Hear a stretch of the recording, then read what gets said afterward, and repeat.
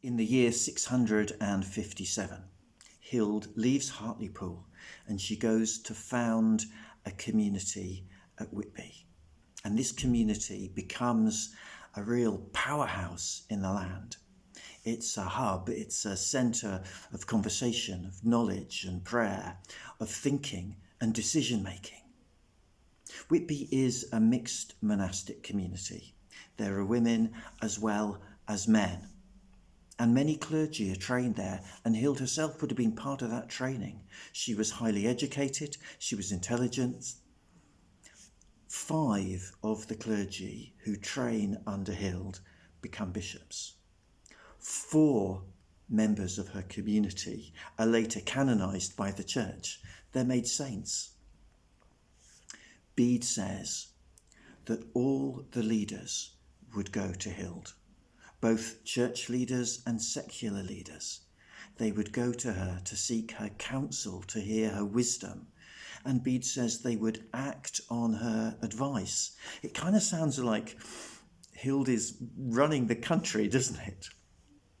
That's why I think in her time she was the most significant and powerful Christian leader in England. And this is partly because in the Celtic practice of Christianity, women could rise to higher positions of influence and power. And partly because she lived until she was 66. She was an abbess for 32 years, 9 years at Hartlepool and 23 years at Whitby.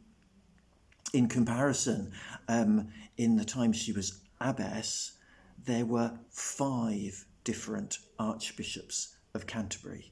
If we include the archbishop-elect that was sent to Rome to be consecrated and never made it back.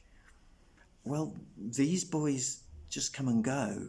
I mean, I don't mean that they didn't do any good, but there's a limit to how much good you can do in just a few years.